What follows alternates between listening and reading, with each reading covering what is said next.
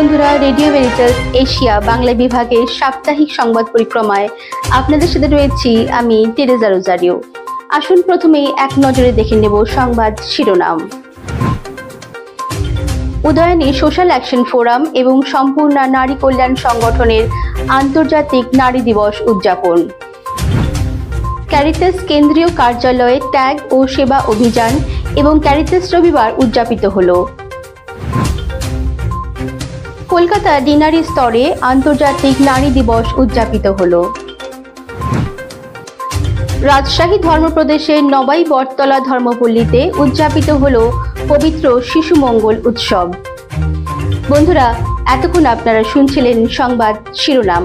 এবার চলে যাব বিস্তারিত খবরে। Radio Veritas Asia, the voice of Asian Christianity.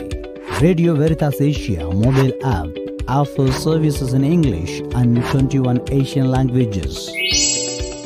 Download the Radio Veritas Asia app to get more videos from Radio Veritas Asia. Comment, like and share.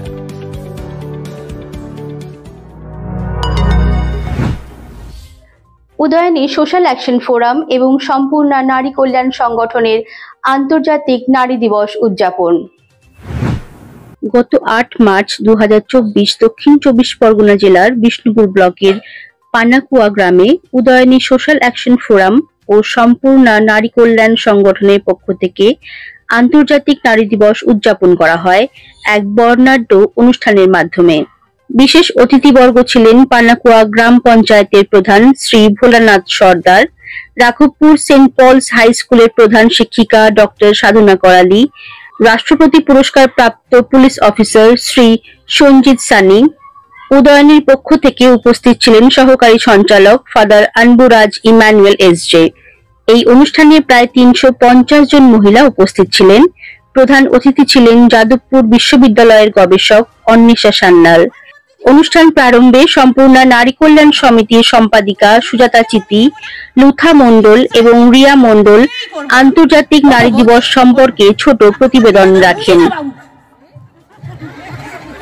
দেখো, চোখের জল মোছো, কাঁদবে না, ঘুরে দাঁড়াও, আমি তোমার পাশে। এরপর পানাকুয়া গ্রাম পঞ্চায়েতের প্রধান শ্রী ভোলানাথ সর্দার নারী দিবস সম্পর্কে তার বক্তব্যে বলেন, লিঙ্গ বৈষম্য ভুলে আমাদের প্রত্যেক সন্তানকে একইভাবে ভালোবাসতে হবে এবং বড় করে তুলতে হবে।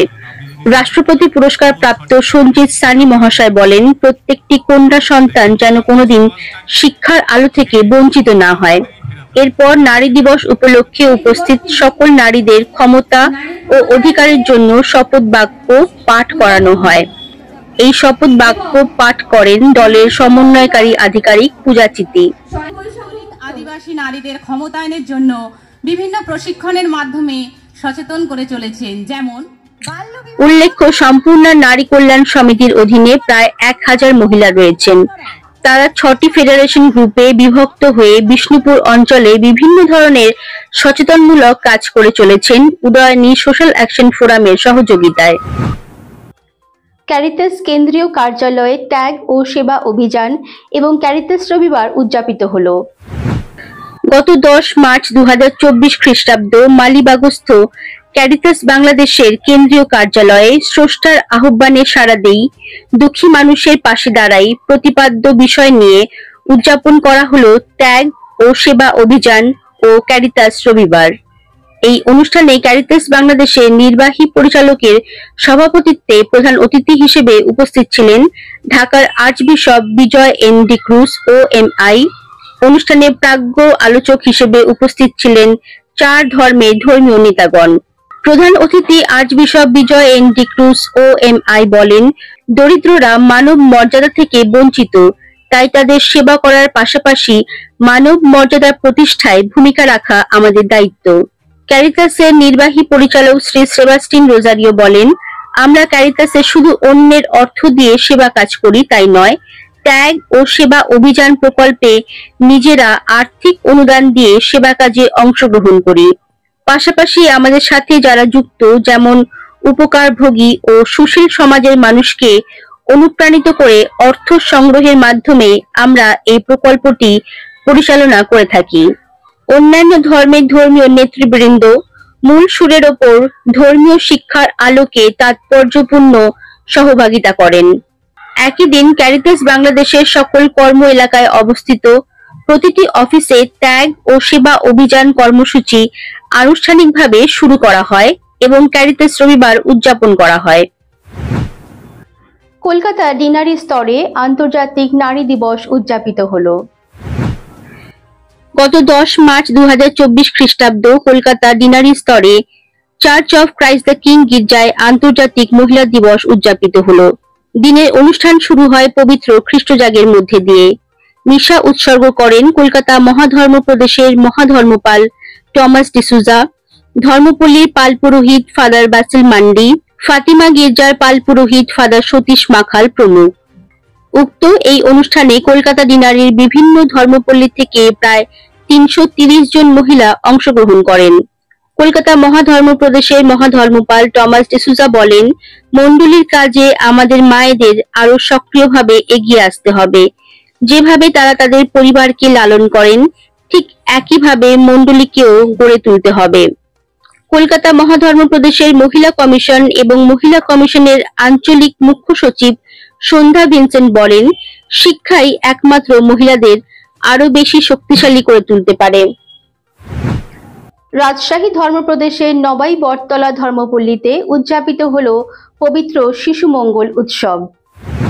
গত 9 মার্চ 2024 খ্রিস্টাব্দ রাজশাহী ধর্মপ্রদেশের নবাই বটতলা ধর্মপল্লীতে উদযাপিত হলো পবিত্র শিশু মঙ্গল উৎসব। এই পবিত্র শিশু মঙ্গল উৎসবের মূল সুর ছিল যিশু শিশুদের মাথার উপর হাত রেখে আশীর্বাদ করেন। এতে নবাই বটতলা ধর্মপল্লীর বিভিন্ন গ্রাম থেকে আগত শিশু ও শিশু মঙ্গল অ্যানিমেটরদের নিয়ে দিনব্যাপী এই অনুষ্ঠানের আয়োজন করা হয়। অনুষ্ঠানের শুরুতেই ছিল পবিত্র খ্রিস্টজাগ, আর এই খ্রিস্টজাগ উৎসর্গ করেন নবাই বটতলা ধর্মপল্লীর পালক পুরোহিত ফাদার স্বপন মার্টিন পিউরিফিকেশন। দিনব্যাপী এই অনুষ্ঠানের মধ্যে ছিল পবিত্র খ্রিস্টজাগ, শিশু র্যালি, মূল ভাবের ওপর সহভাগিতা, শিশু মঙ্গল সংঘের প্রয়োজনীয়তা সহ লক্ষ্য ও উদ্দেশ্য সহভাগিতা। এছাড়া ছিল শিশুদের খেলাধুলা, সাংস্কৃতিক অনুষ্ঠান, পুরস্কার বিতরণ।